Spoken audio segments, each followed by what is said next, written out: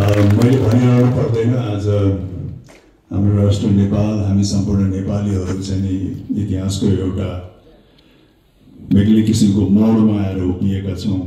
Historical cross रोडमा छ हाम्रो राष्ट्र, हामी सबै नेपालीहरू। भर्खरै भएको घटनाले धेरै जनधनको पनि क्षति भएको छ र त्यो पृष्ठभूमिमा अहिले फेरि हामी विभिन्न क्षेत्रमा लागेका व्यक्तिहरूले चाहिँ नि आफ्नो जीवनलाई सामान्य रूपमा सञ्चालन गर्न पनि प्रयास गरिरहेका छौँ। त्यसको फलस्वरूप यो आजको यो कार्यक्रम पनि हो, यो टेलिभिजन कार्यक्रम जुन अहिले हाम्रो राष्ट्रको चाहिँ असाध्यै जटिल परिस्थितिको चाहिँ पृष्ठभूमिमा हामीले सञ्चालन गरिरहेका छौँ, जीवनलाई अगाडि नै बढाइरहेका छौँ। र अघि तपाईँले पनि सुन्नुभयो जब शैलेश कणेल छेत्रीजी उहाँ मका आउनुभयो 5-6 वर्ष अगाडि त उहाँले परिकल्पना गर्नुभएको थियो। मका आएको पनि करिब 3 वर्ष त भयो। हामीसँग आएर चाहिँ पहिलो भेट जुन उहाँले मलाई गर्नुभयो र यो प्रस्ताव राख्नुभयो, पहिला त एकैचोटि भन्नुभयो। भन्ने बित्तिकै के आयो भनेर सोचेँ मैले। पछि उहाँले व्याख्या गर्नुभयो यो रेभोल्युसनरी एग्रिकल्चर वार, यो कृषिमा आधारित एउटा रियालिटी सो गर्न जाँदैछौँ भनेर। स्वाभाविकै हो, पहिलो भेटमा अलिकति मैले उहाँलाई चाहिँ शङ्काको रूपमा पनि हेरेँ, तर कहीँ न कहीँ बेनिफिट अफ डाउट पनि दिएँ। उहाँले आफ्नो योजनाहरू, आफ्नो परिकल्पनाहरू सुनाउनु पनि भयो। तर म अलिकति आकर्षित र इन्ट्रेस्टेड किन भएँ भने यदि हाम्रो राष्ट्रलाई हामीले राम्रोसँग बुझेको छौँ भने, हाम्रो राष्ट्रलाई यदि हामीले उन्नति गर्ने हो, यसलाई चाहिँ नि समुन्नत बनाउने हो, समृद्धिको तर्फ लाने हो भने हरेक राष्ट्रको आफ्नो आफ्नो युनिक सेलिङ पोइन्ट हुन्छ, आफ्नो आफ्नो चाहिँ सशक्त पक्ष हुन्छ। कसैले उद्योग धन्दा चलाउला, कसैले एक्सपोर्टको मार्केट बढी बनाउला, कसैले म्यानुफ्याक्चरिङको क्षेत्रलाई चाहिँ द्रुत गतिमा लिएर जाला। तर यदि हाम्रो राष्ट्रलाई यदि हामीले साँच्चीकै बुझेको छौँ भने हाम्रो समृद्धिको बाटो भनेको कि त कृषि हो कि पर्यटक हो। त्यो दुईटा नै हाम्रो राष्ट्रको खास भन्ने पनि मेरुदण्ड हो। हाम्रो एकदम तराईको पूर्वदेखि पश्चिमसम्म खालि कलकारखाना मात्रै राखेर उन्नति गर्ने किसिमको राष्ट्र चाहिँ अवश्य पनि होइन। त्यसले गर्दाखेरि वातावरणलाई पनि अनुकूल प्रतिकूल असर पर्छ र अन्य कार्यहरू पनि हामीले अगाडि बढाउन सक्दैनौँ। तर कृषि चाहिँ साँच्चीकै हो। तर आजको बिन्दुहरूसम्म आइपुग्दाखेरि कृषि कता कता नयाँ पुस्ताहरूको चाहिँ बुझाइमा, समझमा, चाहनामा चाहिँ कता कता ओझेलमा अवश्य पनि परेको छ। यो चाहिँ विडम्बना हो, किनकि धेरै पछाडि पनि जानु पर्दैन। हामी 25-30 वर्ष अगाडि गयौँ भने हरेक नेपाली प्रत्यक्ष या अप्रत्यक्ष रूपमा चाहिँ कृषिसँग जोडिएकै हुन्थ्यो। अन्य अरू क्षेत्रमा लागे तापनि कहीँ न कहीँ बाउ बाजेको सानो टुक्रा जमिनमा केही न केही खेतीको कार्यहरू भइ नै रहेको हुन्थ्यो। कसैले चाहिँ कता धेरै थोरै अलिअलि अन्न उत्पादन गरि नै रहेको हुन्थ्यो, त्यसको चाहिँ सेवन गरि नै रहेका हुन्थ्यौँ। सफारीहरूमा केही न केही काम गरि नै रहेको हुन्थ्यो। र सबैभन्दा रोचक कुरा के हो भने यो सबै ज्ञान, कृषिको ज्ञान चाहिँ पुस्ता हस्तान्तरण हुँदै आइरहेको थियो। यसको कुनै प्राविधिक ज्ञान, यसमा कुनै शिक्षा लिन पनि आवश्यक थिएन। खालि हामी 30-35 वर्ष अगाडि गयौँ भने बाबुबाजेबाट यो स्किल जुन छ कृषिको पुस्ता हस्तान्तरण हुँदै आइरहेको थियो। कुनै पनि जेनेरेसनलाई धान कसरी उमार्ने, मकै कसरी उमार्ने, करेसाबारीमा चाहिँ तरकारीहरू कसरी गर्ने भन्ने कुराको चाहिँ खासै प्रशिक्षण चाहिँदैन थियो।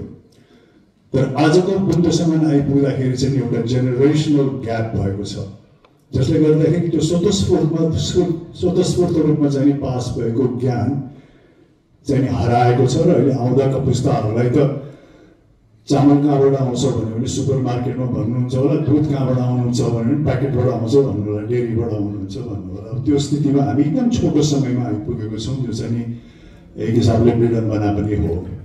तर आज हामी जतिसुकै आधुनिक युगमा भागे तापनि यदि हामीले तथ्याङ्क हेऱ्यौँ भने मलाई लाग्छ कि 50% भन्दा बढी नेपाली जनसमुदाय अहिले पनि कृषिमा चाहिँ आश्रित हुनुहुन्छ। त्यसकारण पनि कृषिले त्यति महत्त्वपूर्ण भूमिका चाहिँ हाम्रो क्षेत्रमा खेलेको छ, हाम्रो राष्ट्रमा खेलेको छ। अघि शैलेशजीले भन्नुभयो, त्यसमा म एकदमै सहमत छु कि हामीले हाम्रो परम्परागत कार्यहरू जुन हामी गर्दै आयौँ, बाबुबाजेहरूले, चाहे त्यो कृषि होस्, चाहे अन्य अरू परम्पराका चाहिँ जीवन शैलीहरू जुन हामीले सञ्चालन गर्दै आइरहेका छौँ, त्यो नै किन नहोस्। आजको आधुनिक युगमा आउँदाखेरि चाहिँ हामीले आधुनिकताको नाममा ती सबै कुराहरू चाहिँ नि एकदमै अवहेलना गरेका छन्। त्यो पनि अन्धो धन्धो आधुनिकताको नाममा, त्यसलाई जानेर बुझेर होइन। कतिले त हामीले के गर्छौँ भने आफ्ना विगतका दिन चाहे त्यो कृषि होस् चाहे हाम्रा परम्परागत चालचलनहरू होस्, त्यसलाई चाहिँ आफ्नो अभावको दिनसँग आफ्ना गरिबीका दिनसँग जोडेर त्यसलाई अलिकति अवहेलना गरिरहेका छौँ। रको मुख्य उद्देश्य चाहिँ खास एग्रिकल्चरल सेक्टरलाई चाहिँ कसरी सम्मानित गराउन सकिन्छ, यसमा लागेको व्यक्तिहरू चाहिँ कसरी गर्वका साथ उहाँहरूले भन्न सक्नुहुन्छ कि हो म किसान हो, म फार्मर हो भनेर। यसको मुख्य उद्देश्य त्यो नै हो। र रेभोल्युसनरी एग्रिकल्चर वारको अघि रिमाजीले पनि भन्नुभयो, यो असाध्यै एउटा युनिक रियालिटी सो हो। विभिन्न किसिमको रियालिटी सो चाहिँ टेलिभिजनमा आइ नै सकेको छ र विभिन्न रियालिटी सो चाहे देशमा होस् अन्तर्राष्ट्रियमा होस् धेरै कुराहरू टेस्टेड एन्ड ट्राइड पनि भइसकेको छ।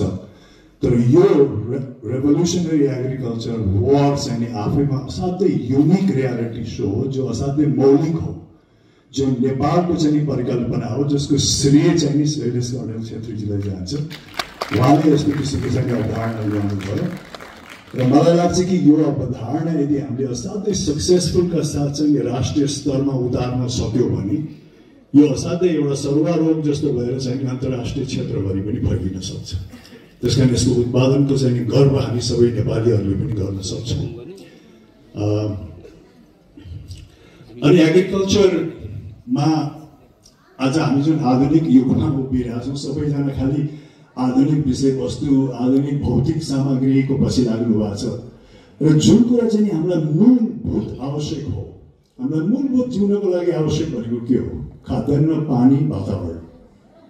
त्यसको चाहिँ कहीँ न कहीँ नजरअन्दाज गरिरहेको छौँ र अन्य भौतिक सामग्रीको अगाडि पछाडि चाहिँ हामी भागिरहेका छौँ। तर भोलि गएर यदि खाद्यान्न भएन, यदि पिउने पानी भएन, हाम्रो वातावरण स्वच्छ भएन भन्ने त्यो अन्य कुराहरूले कुनै कुराले पनि महत्त्व राख्दैन। त्यसैले ती कुराहरू भनेको हाम्रो आधारभूत कुराहरू हो, जो चाहिँ हामीलाई जिउनको लागि चाहिने आधारभूत कुराहरू हो र त्यसलाई हामीले बेलैमै चाहिँ संरक्षण गरेनौँ, त्यसको प्रबन्धन गरेनौँ र अन्य अरू सामग्रीलाई चाहिँ आफ्नो जीवनमा बढी महत्त्व दियौँ भने हाम्रो आधारभूत जीवनलाई चाहिने आवश्यकताको चाहिँ एउटा भनिन्छ नि लाइफ लाइनलाई नै हामीले चाहिँ काटेको हुन्छ।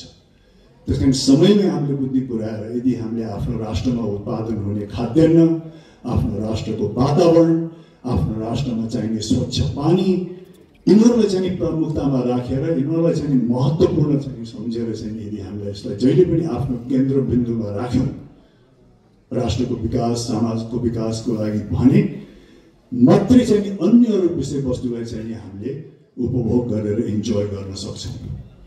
नत्र त ती कुराहरू भएन भने त अन्य कुराहरूले माने नै राख्दैन। त्यस कारण यहाँहरू सबैलाई यही पनि अनुरोध छ, रको उद्देश्य पनि त्यही नै हो, आफ्नो वातावरणलाई स्वच्छ राखौँ, आफ्नो खाद्यान्नको चाहिँ स्रोतलाई बढाउँ, पिउने पानीहरूलाई स्वच्छ राखौँ भन्ने नै हो। र यदि हामी नेपालीहरू सही रूपमा जुन हाम्रो परम्परागत रूपबाट हामीले सिक्दै आएको आफ्नो सिप छ जुन एग्रिकल्चरलाई, त्यसलाई आजको युगमा पनि कन्टिन्युटी यदि दिन सक्यौँ भने विदेशी भूमिमा गएर जसले चाहिँ नि पसिना बगाइरहनु भएको छ र त्यो पसिना बगाउने व्यक्तिलाई हामीले एक्सपोर्ट गरिरहेछौँ अहिले, उहाँहरूको पसिना यदि हामीले आफ्नै माटोमा चाहिँ नि चुहाउन सक्यौँ र उहाँहरूले चुहाएको पसिनाको प्रडक्टलाई एक्सपोर्ट गर्न सक्यौँ भने हाम्रो राष्ट्र बढ्दा समृद्ध हुन्छ होला जस्तो मलाई लाग्छ।